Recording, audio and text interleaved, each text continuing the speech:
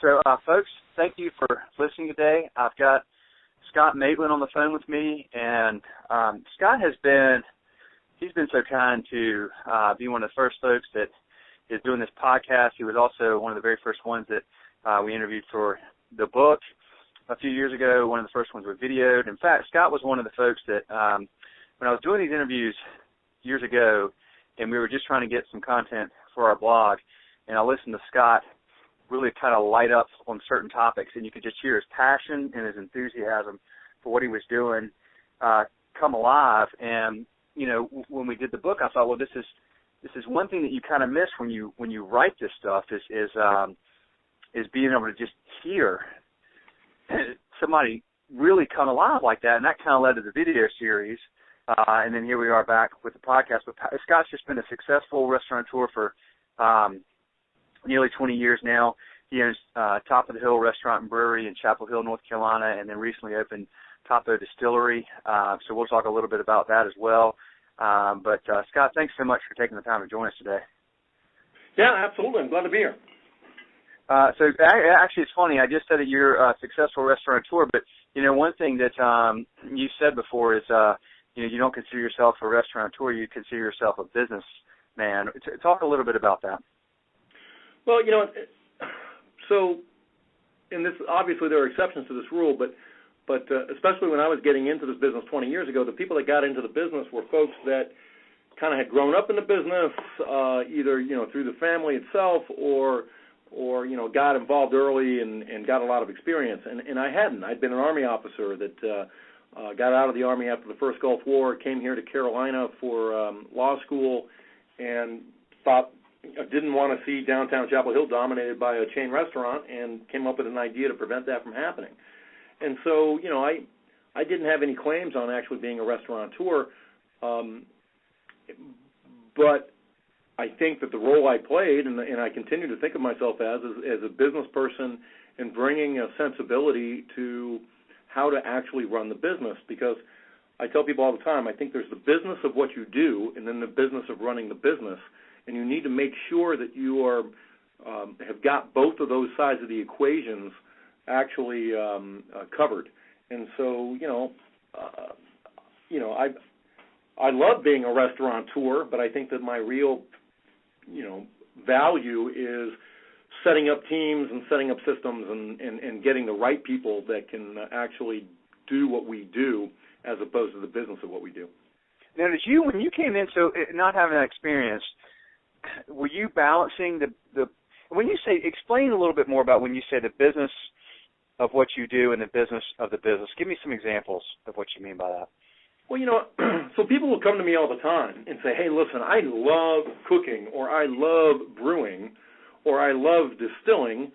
I want to start a restaurant, a brewery, or a distillery. And I look at them and I say, well, if you really love cooking, brewing, and distilling, then you should go get a job as, a chef, as a brewer, or as a distiller. Because if you're going to open up an establishment, suddenly, you've got a whole host of other things you need to deal with. Regulations, payroll, accounts payable, accounts receivable, all of these things that quite frankly, are probably overlooked in terms of a successful business, right? I mean, this is going to sound stupid, but I mean, because we're restaurateurs, I don't have to worry too much about accounts payable. When I started the distillery, I realized that we were focused on making sales or whatever, and one day I realized, we're not doing a very good job of actually getting the money. So we're sending stuff off and we're forgetting to actually collect.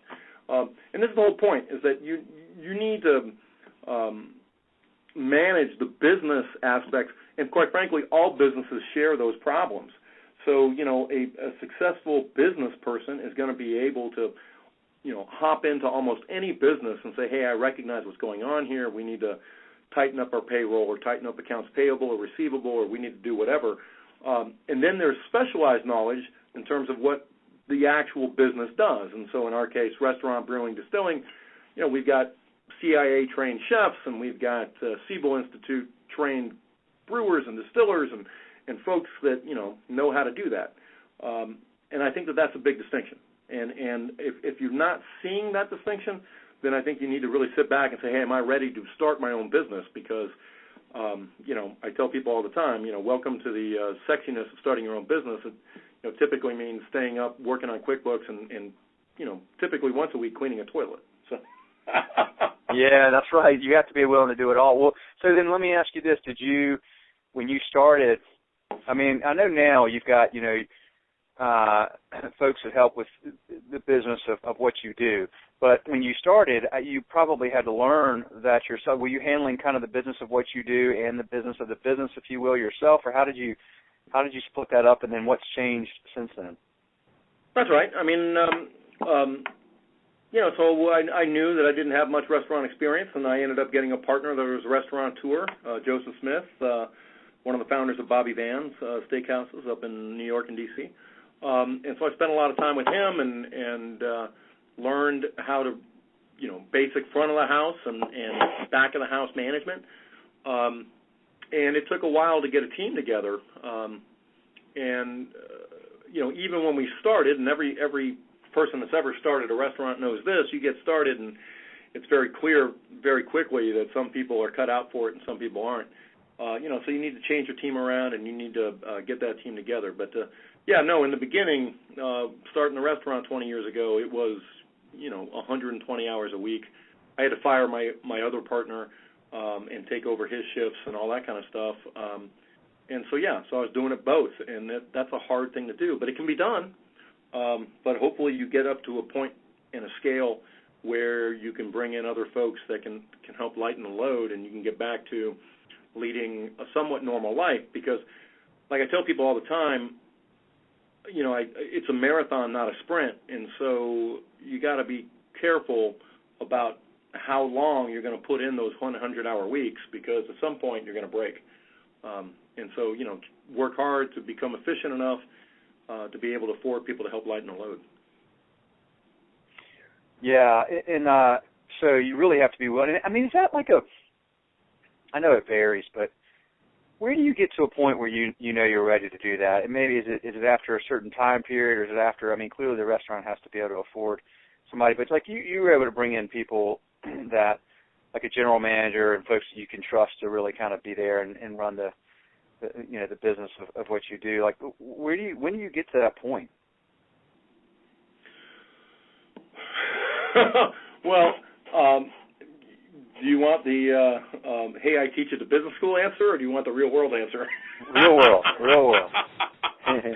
The real world answer is when you realize you're reaching your breaking point, and this is a problem because you then, what ends up happening, at least in my experience, you get close to your breaking point, and then you kind of just look for any lifeline that's there, and so you end up probably hiring folks that maybe aren't the best, but they're just around, and that brings up a whole set of challenges. So one of the things that I would recommend is try to be proactive in the beginning. I mean, recognize, hey, this is going to require superhuman effort in the beginning, but I'm going to work into a spot where, I'm going to bring on other team members, and from day one start evaluating who those other team members might be, and maybe even start recruiting and start thinking about outside your organization about folks that maybe you could bring in, because situations or decisions made out of desperation typically don't work out very well in my book. So, I try to tell people all the time, hire the right person, don't fill the position, because hiring the wrong person can end up making it even harder than just having nobody at all. And so, I think you need to know right away that, hey, I'm going to be adequately staffed. And kind of on a related note, I see when people come to me with a business plan, and you'll look at it and say, well, where's your compensation? And they say, well, no, I'm not going to pay myself.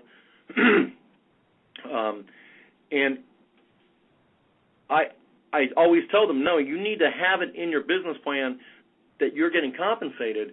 And the response will be, well, if I do that, then the business plan doesn't show that I'm making any money. And then my response is, well, then you need to think about your business model, because whether you're not paying yourself or you're expecting yourself to work 100, 120 hours a week, either one of those tells me that there's something wrong with your business model. And if you're want to be around for the long term, then you're going to have to address this, because the only way you're going to be around for the long term is get it down to where you're only working 50, 60, 70 hours a week as opposed to 100 hours a week, and you're actually making some money so you can pay the rent. Yeah, good point. So you really need to, and so I would imagine you would pay yourself. You need to be, so that would escalate though, but you're saying you've got folks that are coming in saying, hey, I'm not going to pay myself for the first year or 2 years or 3 years, and when you see that, you kind of feel like there's probably something wrong with the model. Well, yeah, especially when they're and going, and this kind of gets, it's all one big nut roll, right? So it's kind of related. People want to raise money to do their venture, whatever that venture is. And so when you look at it and you see the projections and the way they make the business make enough money to get the interest of the potential investor is by not paying themselves, well, that makes me very, very concerned because it's not sustainable. Something's going to break. And so I think that, you need to go back and say, okay, well, wait a minute here. Is this the right location? Is this the right concept? I think at the end of the day, as I get more and more involved in teaching entrepreneurship, what I've really come to realize is that the role of the entrepreneur is overarchingly two big things. One is really work on the business model, and what you're actually creating is a business model, and then two, putting that team together. And obviously that team includes you, and I'm sure not suggesting that you can't go out and work without compensating yourself, but recognize that that's a moment of imbalance, and that there's only a certain period of time that will be able to be sustainable. And what you need to be thinking about is, how can I make this sustainable for the long run?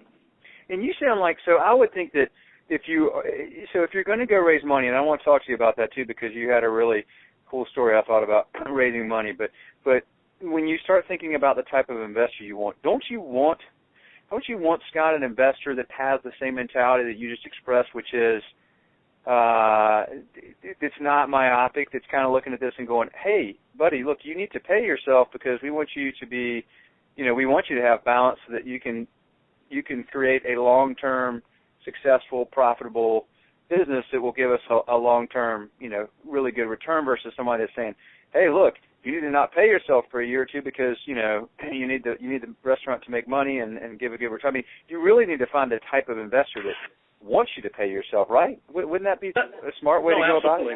So first of all, that's where I learned it from. I learned that I was making the same mistake I'm talking about in the beginning, and I learned that from potential investors. But the other thing so I actually have a maxim about this. I call this the dog food maximum, or the dog food principle, which is people will say, well, no, I don't need to pay myself. I'm so fired up about making this happen, I'm willing to eat dog food. Okay, great. I literally had somebody say that to me one time. Well, the problem is that you can't count on the dog food factor, right? So, like, we're in the planning stage right now. So if in your planning stage you are unable to make the business model enough that on paper, barring all of the stuff that happens when you open, and we all know bad stuff happens, if you can't make it work on paper, well, I'm telling you that your business model then is inherently flawed, because what's going to happen is you're going to get started and expenses are always going to be more than you expect and income's always going to be less than what you expect. And so one way to look at building in that compensation to you is that's an extra reserve. So I think what you need to do is you need to go into anything with the idea that I may not be compensated, but you don't go in planning on that. Does that make sense? Yes. That your willingness to go uncompensated is sort of the last lines of defense. So, hey, we're close. We're going to break through. It's okay. I won't take a couple paychecks or whatever, right?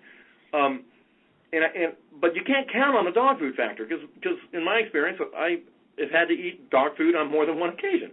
And I actually literally didn't have to eat dog food, but I did have to eat food that was rejected by the local food shelter, which is a whole story in and of itself. One day we can talk about. So don't count on the dog food factor. Have that as an extra reserve when you need to do the final push to get over the hump. Right. So it has to be in your plan, but in the real world application where you go, okay, I was supposed to make this amount this month, but there's just no way. You have to pay yourself last. Would that be right? Like in the real world application, you come right. last. Once you get things going, I mean, hey, you got to do what you got to do to make it survive. And I'm just always stunned at the people that before it even gets going are already planning that they're not going to get any compensation for themselves. And when I see that, that is inherently unstable. It's inherently not going to make it. Okay. Because, gotcha. There is no emergency reserve, right? And by the way, there should be emergency reserve built into your plan. And then your own salary and stuff, well, that's the second level of emergency reserve, right? So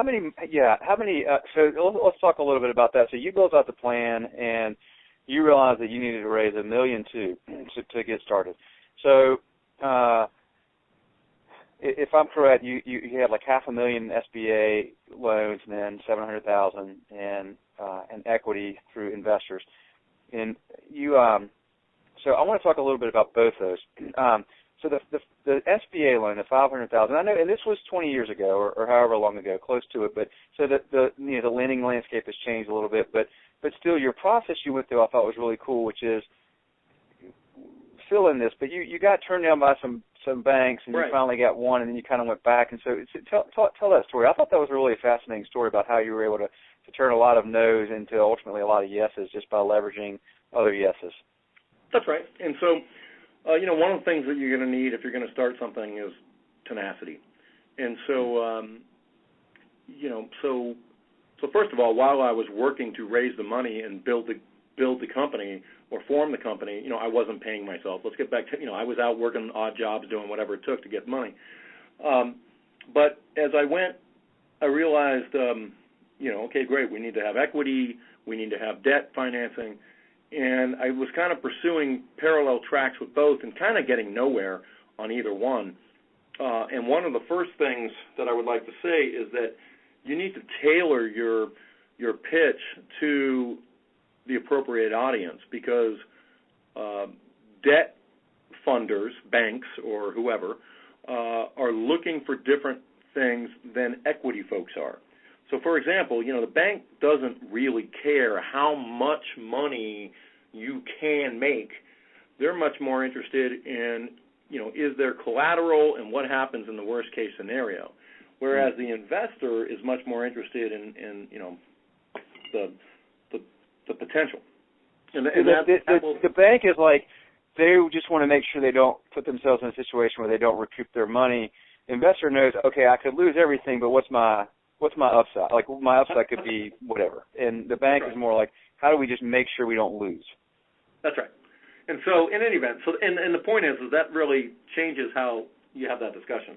But so what I found is I went to the first bank. The first bank said no. I'm at this point 26 years old, and I guess maybe 28 years old. No restaurant experience, et cetera, et cetera. So. I was not a lot of faith. So bottom line is I go to the first bank, they say no. I go to the second bank, I say no. And this is key. You have to be intellectually honest when you're having these discussions. You cannot be in love with your idea. And what you need to do is you need to take it on the chin, no matter how ridiculous the objection is or objections to your plan or your idea.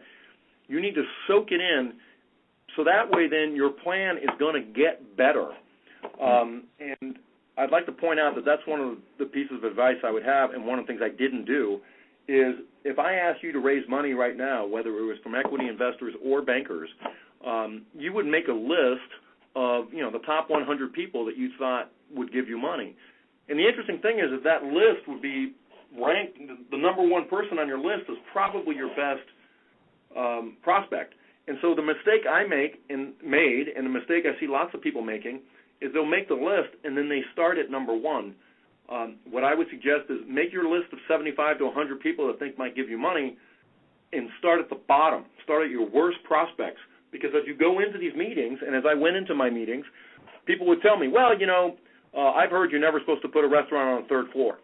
I'm like, really? Where'd you hear that? No, that's just a rule of thumb. And they wouldn't, I had no answer to this. People say, well, there's not enough parking.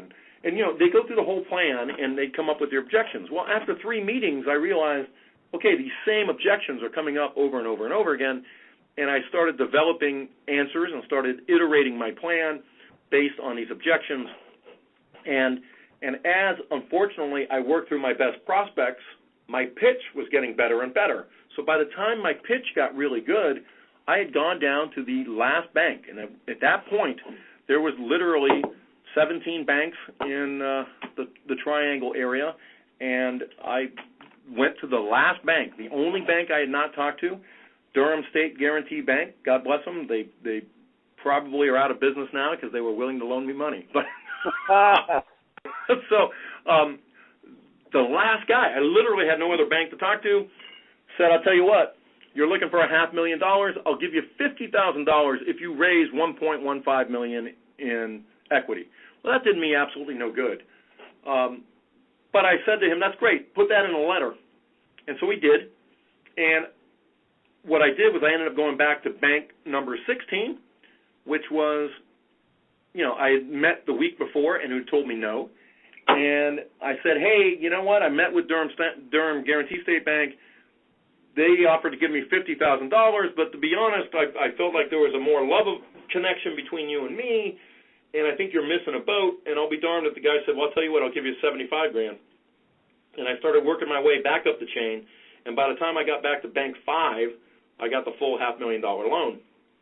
And once I got that full $500,000 loan, all of a sudden my attractiveness to other investors on the equity side became a lot better because I was able to say, hey, I've got this SBA-approved loan. And so people knew, A, that clearly I had to have a pretty good plan to go through that SBA process, and B, there was sort of this, good housekeeping seal of approval, and after that I really kind of broke through in terms of getting actual equity investment. So this is so really amazing story for a lot of reasons, but I love this example. This is the social proof, the power of social proof here, where the other bank says no, but then you come back and you started having these banks basically you made them compete against each other, and they're all competitive, and then we're seeing, okay, well now, there's 6 other banks that have offered him money. Let's do a little bit more so we can get his business. So then you completely turn it around. That's an amazing story. It's a fascinating example of being tenacious, as you said, and then not just accepting what you get, but then trying to leverage what you have to get more. So you went from $50,000 all the way up to the $500,000. That's right. And by the way, let's drill down on that for a second, which is so the bank that gave you $500,000 had initially turned you down for anything. That's right. Mm-hmm. Okay. And the thing is that I think is key about this, and this goes back to this idea that bankers are looking for something different than investors. And so the banks are always most concerned about risk. And so you're right, that social approval or that social redemption from being accepted. But the other thing I think it did was it really lowered the risk profile of the bankers that said yes. Because they could say, well, this other banker said it was good too, right? You know what I mean? They weren't out on a limb. And I think that was an interesting aspect to the whole deal. And your plan had iterated some, but I mean, really the same risks were there, right? Like fundamentally, the risk factor hadn't changed. It was just the market had changed in the sense that there were other banks that were willing to lend you money. I mean, you went back to bank number 5. What? I mean, your plan had changed some. Yeah, well, no, my plan hadn't changed much, but what happened was that there were a lot of concerns. I mean, so I'm going into a third-story space with no attached parking. And yeah, there were other issues, but the reality is that was the biggest thing. And so what was fascinating is I would keep bumping into people that said, you can't put a restaurant on the 3rd floor. And I would ask them, why not? And they were like, I don't know, it's just a rule of thumb. And this was pre-internet, so we don't have the ability to say, why don't you put a restaurant on the 3rd floor? And I kept tracking this, bird dogging this thing down. And ultimately what I realized is that the driving force for independent restaurants is New York City. And in New York City, you don't put a restaurant on the 3rd floor. Why? Because there's no walk-by visibility. Mm-hmm. And once I was able to nail that down, when people said, well, you never put a restaurant on the third floor, I was able to say, well, actually, you don't put a restaurant on the third floor in New York City because of visibility concerns, but in fact, our third floor location dominates the landscape of the town, and there is no problems with visibility. Parking, I went out and did a parking survey, and I figured out how much parking there was. People say, well, there's no parking. And I'm like, well, actually, there's 1,094 spots. That type of thing. No, on one hand, the plan had not changed so much, but I learned to be able to anticipate the objections. And I actually think that part of it's about relationships too, right? So the banker that turns me down originally, bank number 5, I think they're very surprised when I show back up 6 months later, and they see, holy crap, this guy's got $400,000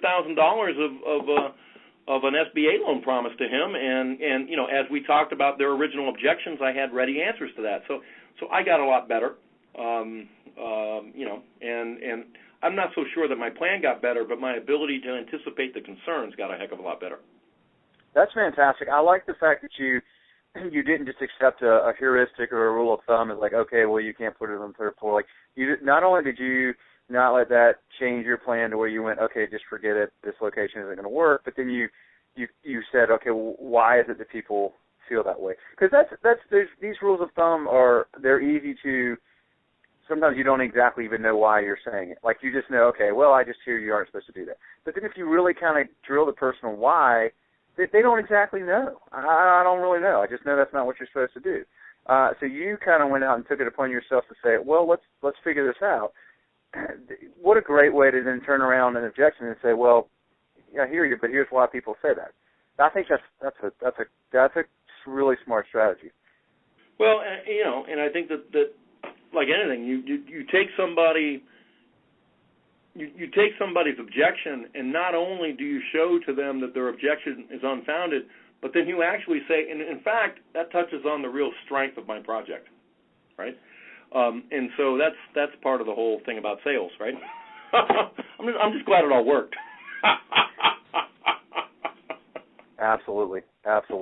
All right. Well, then, okay. So let's talk about this. So you get the SBO, and then you've got another $700,000 to get from investors, which touches a little bit on the idea of. I love the idea of the investor list, because I do. Like, I can sit here right now if I was thinking, okay, I'm going to start a restaurant. I want to raise money. And I start writing a list of people I think I would approach. Your natural best prospects immediately come to mind. Like, you write down the 5 or 10 people or whatever. By the time you get to 50 or 75, you're really stretching. If you're really having to stress the, friends of friends or, associates of business acquaintances or whatever that you've met once or twice or whatever. So those are really the folks you're saying that you want to start your pitch with. And that's where you're going to learn, and what objections they have, which might be different types of objections than a bank would have. But you're going to learn, those objections so that when you get to your natural, obvious list of 5 or 10, you're fully prepared to deal with the objections they might have. Plus, you've maybe made the appropriate, changes to your plan along the way. Well, that's it. And so I ended up ultimately having to give my pitch 372 times. And, I haven't done it in 19 years, but I suspect that if you gave me 3 minutes, I could probably do the pitch again. Right? Well, so here's the interesting thing, though. I'd like to compare and contrast this to my experience with starting the distillery. So, when I'm starting the restaurant and brewery, I'm young, I'm untested, and blah, blah, blah, blah, blah, so nobody wants to give me money. So now I come up with the idea of the first organic distillery in the South. And I come up with a plan, and actually, it wouldn't just be the first organic distillery in the South. At the time, it was like, let's be one of the first distilleries in the South, micro distilleries. And so I come up with a plan, and I float it out to 8 people. And they all come back and say, we're in. We'd like to invest. And so I said, great, what'd you think of the plan? And they all said, don't know, didn't read it. Every one of them, all 8 of the people that said we're in did not read the plan at all. And that freaked me out because the restaurant really helped cement the idea in my own brain. And it really did challenge me to poke sticks in the dark spaces in the plan and figure out what the heck is going on. And and have we really thought through it? And by the time, we were ready to start the restaurant, I felt quite comfortable that we were going to be very successful. And the lack of vetting of the distillery process, on the other hand, freaked me out so much that I actually shelved the project for 2 years because I was unsure about my own analysis. And so I think that's an interesting thing. So that's the big lesson, is that when you go out and you start presenting and trying to raise that money, use that as a learning opportunity to make your plan better. Do you think that those 8 people, because they knew you, so they were sort of betting on the jockey, not the horse kind of thing, and they felt like they didn't need to read the plan, they knew you well enough that they believe you were going to make it successful, or what? Like, why did that happen? That's exactly right. It is absolutely they're betting on the jockey, and my whole point was, I said, hey guys, you know what? I really am flattered by that, but you need to understand, if I was starting another brew pub, okay, I get it. I'm running the same race. But I'm not. I am literally entering into an entirely different race. And so I don't think that, quite frankly, I don't think any of my investors ever really truly understood that. I mean, it's flattering. I mean, hey, part of any deal is you've got to have a good person, or a good team. So, I'm not going to say they were bad investors for believing in me, but from the real takeaway, though, is that I really appreciated the vetting process of my idea. And at first I didn't. At first, when I started with Top of the Hill Restaurant Brewery, I thought, well, hey, I know all of this. And it was kind of a shock to get so much criticism. But I realized that was one of the things that made us really successful. And I, quite frankly, wish that there had been a little bit more pushback and criticism on my distillery, because I've had to find some things out along the way that I think that maybe if I'd been pushed harder at the money side, we would have figured this out beforehand. So you really, and this is important, I think, you embrace the pushback because it forces you to perhaps learn more than you would do naturally, and so it's almost like, and you also are willing to say, check your ego at the door versus thinking, okay, hey, I've already been successful, I don't need you to, you don't need to read this plan, but you're really saying, look, you almost need your investor, like if you're like sort of second time around or whatever, or you've already done one concept but you're doing another, you almost need people to, instead of like betting on the jockey, you need them to kind of go to them and go, let's pretend I was a 26-year-old first-time restaurateur, read this plan that way, and then let me know whether you want to invest. Would that be a fair thing to say? You think that would be a wise thing to do? No, that's right. I mean, what I'm saying is, you think about it, right? It is free feedback and criticism and all of that, right? And so you really need to embrace it. Take it. There's a lot of value to that. Yeah, and don't think, hey, this is it's not a critique of you. It's not a critique of your ego or your skill or your intelligence. It's just where you need to really learn to say, because you've always said be able to be, as you say, intellectually honest, which I think is a great way to phrase that. So to say, okay, does this person have a point that I should really think about, and just be willing to take that critique and embrace it and kind of lean into it and go, well, maybe there is something here, and I need to be willing to accept that versus, hey, this person doesn't get it, forget them, I'm going to move on, I'll find somebody else. You need to really take the time, particularly if you're on your first restaurant, to take that and absorb it and challenge yourself. That's right. And here's the interesting thing, okay? Even, or at least in my own experience, right? Okay, so the two big things that people were very concerned about, I mean, there were a host of things they were concerned about, but the two big things that they were concerned about that turned out to be non-issues was being on the third floor and parking. And so the point is that even when you say inside your head, this guy has no idea what he's talking about, what you need to recognize is that whether his criticism has any actual value, it it's something that somebody else is going to say. So like, even if it's not a valid criticism in reality, it's a valid objection that you're going to bump into again. And so what you need to do is have a great, well-thought answer to that objection. Does that make sense? Yeah, it makes a ton of sense. It makes, because it's going to come up again, and you just need to be able to deal with it whether you think it's meaningful or not. That's right. So and you can't just dismiss it and say, oh, you don't get it. No. Other people have been concerned about this, but take a look at this or whatever, right? I mean, you need to be able to answer those. And so especially in the beginning when you're doing those pitches to the people that are at the bottom of your list, I mean, what you hope for is that they really are hypercritical. Like let's hear every possible objection. You know what I mean? So that's it. Lean into that. Recognize the value of that. It's going to make you stronger. So you wound up and you got your $700,000 by you got 35 investors, which was an average of $20,000 per investor. And I asked you before. I said, isn't it just kind of crazy having to manage that many investors? That seems like a lot to me. But you kind of said, when there's that many and they're not putting some gigantic sum, it's not like a six-figure sum or whatever, then it becomes a little bit easier, actually, than you might think. So talk a little bit about that. I thought that was a really important thing, that versus getting like maybe, 6 people to each put in, just over $100,000 or whatever. You got 35 to put in an average of 20. I know that varies per investor, but talk about the process of having an investor group and what that means and having that many people involved. Well, one of the interesting aspects of when trying to raise money is people say, well, too many cooks spoil the broth, blah, blah, blah, blah, blah. You don't want too many people. And what I've learned is that, there are upsides and downsides to every size of investment group. And so, the good news about being able to do something with only 1 or 2 investors is you don't waste a lot of time raising money.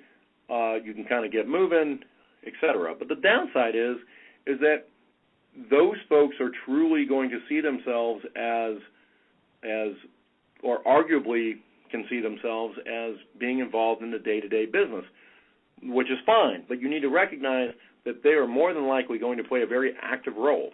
And if you don't deliver, then, you may have to, you may find yourself removed from your organization or whatever, depending on your agreement. The rule of thumb that, hey, too many cooks spoil the broth, well, when you have only 1 or 2 investors, the nice thing is that it's pretty easy to all get on the same page. Now, if you have 6 or 8 investors, now all of a sudden you're talking about everybody's involved enough that they feel that they should be involved or can claim to be involved on a daily basis. And now all of a sudden you got 6 to 8 cooks, and they do spoil the broth, and that's a problem. And so you need to think about how you manage that. What's interesting to me is that I got to the point where I was willing to accept any size investment. I took investments as low as $3,000, and I ultimately got 35 people to invest. The interesting aspect of this and the advantage to this was there was no one investor that was so invested that they felt like this was, the big thing in their life. And so as long as I kept them informed, everything was fine, and nobody felt like, hey, this is, I bet the milk money on this. And so, yeah, there's a downside from a tax season perspective where you've got to come out with 35K1s and all of this kind of stuff. But I have found that, I'm okay with the idea of lots of little investors because, again, nobody's assumed so much risk that you're going to be spending all of your time dealing with fears and concerns instead of just going out there and making a successful restaurant, which is what you need to be doing. What was your so how did you with the idea that, hey, this is a long-term investment and over time you're going to get a nice, annual dividend, or how did you get people involved? And then, what were some of the specifics? Like, did you pay them year one, or, when did people start getting a return on their investment? So, first of all, I will just tell you that I think the structure of my deal, and which, by the way, through all of those pitches, the structure of the deal was something that was actually iterated on. But I think that the thing that I'm kind of amazed at is I am amazed at some of the deals that restaurateurs will get into in terms of, to me, it seems really, really slanted in favor of the restaurateur. So I will tell you the deal that I put together. There are other folks that were able to put together much better deals, although I think it ultimately leads to fallout because I feel like the investors sometimes felt a little short-shifted. And so I'm always trying to make the win-win, and I'm always trying to make sure that everybody's incentives are aligned because, again, what I'm interested in is long-term sustainability.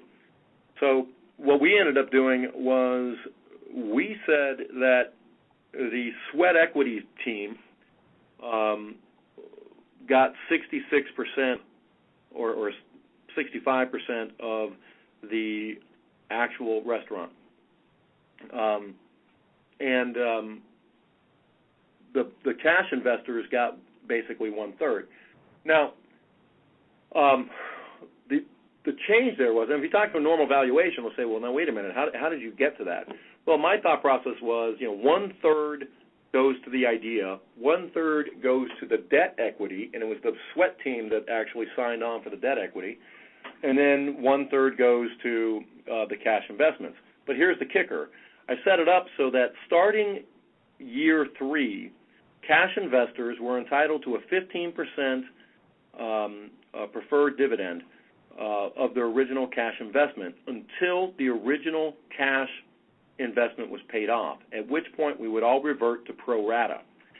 And so what that means is that you're talking a lot about restaurant tours buying their partners out or whatever. I didn't see it that way. We were pretty, it was pretty big. I mean, now the numbers seem kind of small, but 20 years ago that was a lot of money. And I don't know. It just seemed to me, from a fairness perspective, that I wanted it that everybody, our little top of the hill family would just kind of stay rocking along. And so we gave it to year 3 before anybody got dividends because we needed the company to be off to a sound footing. But we actually started paying dividends in year 2. And this, when we paid off that 15% preferred return, the other thing that was interesting is that if there was money left over, so basically the way the whole thing worked out was 15% of the investment was $75,000. So we actually, distribute $75,000. If there is any money on top of that $75,000, the sweat equity guys got a matching payment. And then if there was any money past that now aggregate $150,000, that was all distributed pro rata. And all of the money paid back to the cash investors was counted. So when their original investment of $700,000 was paid back, then we would all just get paid based on our shares. And so what that did was it incented me to make enough money so I had at least $150,000 to distribute so I could get some money beyond my kind of a pittance of a salary. But it made the investors feel like, hey, that guy's not making any money unless he's making money for me. Yeah, right. Okay. So you pay 15% per year until they were paid back, and then if you owned, a 0.5% of the equity, then you would get 0.5% of the profits, annual distribution. Okay. What is it? Is it LLC? It's an LLC, yeah. And I got to tell you, it made a lot of sense to form as an LLC 20 years ago. I'm not so sure that I would be doing that now. And this is where, get with a good attorney and get with a good accountant. I think there's lots of reasons to organize as a C corporation now.